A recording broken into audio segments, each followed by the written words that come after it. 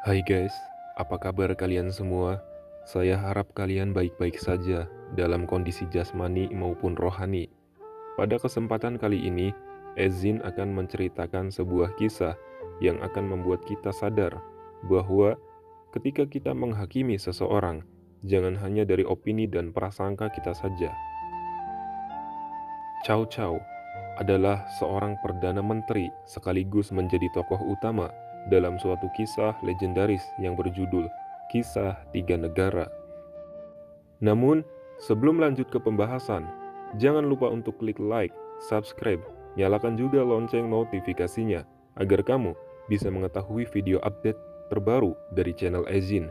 Dan jangan lupa untuk share video ini ke teman dan media sosialmu yang lain agar kamu dan mereka mendapat manfaat yang sama dari video di channel Ezin.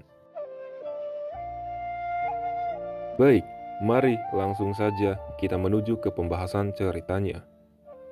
Suatu hari, Cao Cao berhasil melarikan diri dari sebuah penjara berkat bantuan seorang pejabat yang bernama Chen Gong.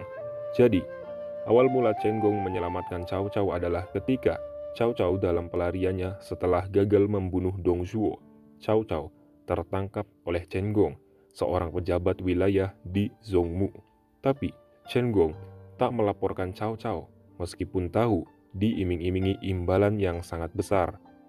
Namun, Chen Gong, dia memilih menyelamatkannya karena memiliki simpati terhadap Cao Cao dan bergabung menjadi pemberontak karena merasa bahwa Cao Cao akan menjadi partner terbaik dalam hidupnya untuk sebuah misi yang sama. Waktu demi waktu berganti dalam pelariannya itu, Cao Cao bermaksud ingin bersembunyi di rumah pamannya yang bernama Lu Boshe, yang dimana Lu Boshe adalah saudara angkat ayahnya. Tentu saja pamannya begitu senang dan menerima kedatangan keponakannya itu. Kemudian, Lu Boshe hendak keluar rumah sebentar, berniat membeli arak untuk menjamu mereka berdua. Tetapi, sangat disayangkan, Cao Cao malah memiliki rasa curiga dengan gerak-gerik pamannya sendiri dan mencoba untuk menyelidiki sekaligus menguping pembahasan keluarga itu. Kita ikat saja dulu, baru kemudian dibunuh. Setelah mendengar percakapan itu, sontak Cao Cao langsung menghunus pedangnya dan hendak membunuh keluarga pamannya.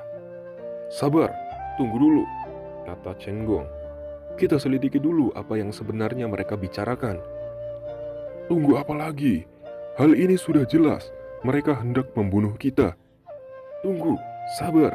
Sekali lagi Chen Gong berteriak menasehati Cao Cao. Namun, Cao Cao yang keras kepala dan selalu menaruh rasa curiga terhadap keluarga pamannya, ia tidak menggubris nasihat dari Chen Gong, dan Cao Cao malah menerobos masuk ke dalam rumah. Dan apa yang terjadi? Ya, Cao Cao di situ membantai habis seluruh anggota keluarga pamannya yang sebenarnya di situ sedang berusaha mengikat seekor babi yang tujuannya itu adalah untuk disembelih untuk santapan makan malam tamu-tamunya itu.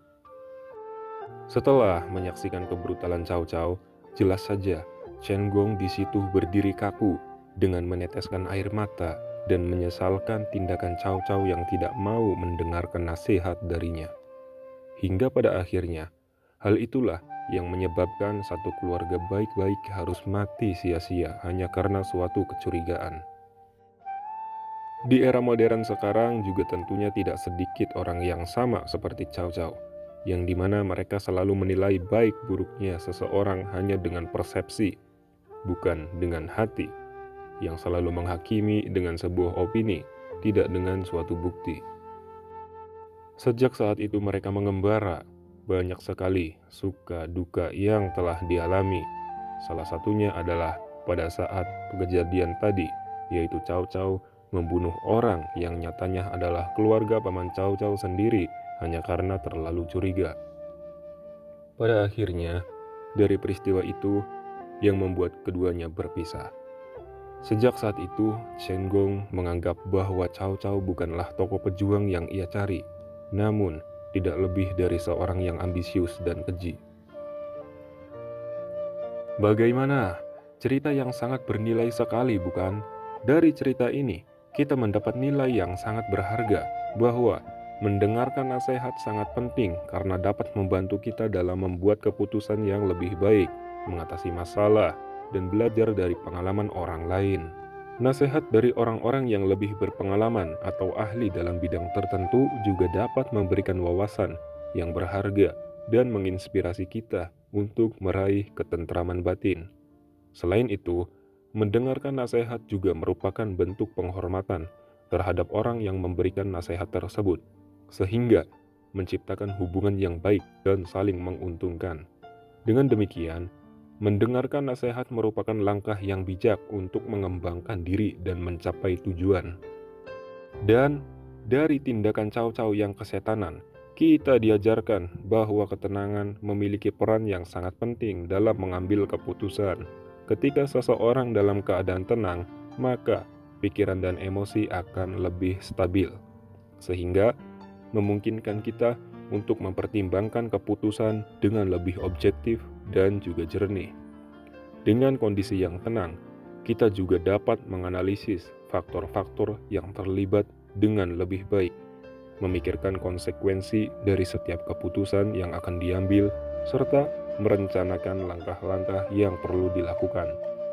Seperti Cao Cao di dalam cerita tadi, ketika kita merasa terburu-buru atau tegang, keputusan diambil cenderung didasarkan pada emosi atau tekanan dari pikiran yang berlebihan. Hal ini bisa menyebabkan keputusan yang kurang baik atau bahkan merugikan. Oleh karena itu, memiliki ketenangan saat mengambil keputusan akan membantu kita untuk membuat keputusan yang lebih tepat, terukur, dan sesuai dengan kondisi yang sebenarnya. Selain itu, dengan adanya ketenangan, kita juga dapat belajar untuk menerima situasi dengan lebih baik. Ketika kita tenang, kita dapat menerima keadaan dengan lebih lapang dada, dan dengan begitu, keputusan yang diambil juga dapat lebih terarah dan realistis. Dari cerita singkat ini, kita mendapatkan dan mengambil sebuah pelajaran berharga yang sangat banyak di dalamnya. Maka, sangat berguna bila kita mau mendengarkan nasihat dari seorang bijak yang mengatakan, bila Anda mendengar sesuatu dari satu pihak saja, maka Anda berada dalam gelap. Tetapi, bila Anda ingin mendengar dari kedua belah pihak, maka segalanya akan menjadi terang. Terima kasih karena telah menonton video ini. Semoga bermanfaat. See you in next video, guys.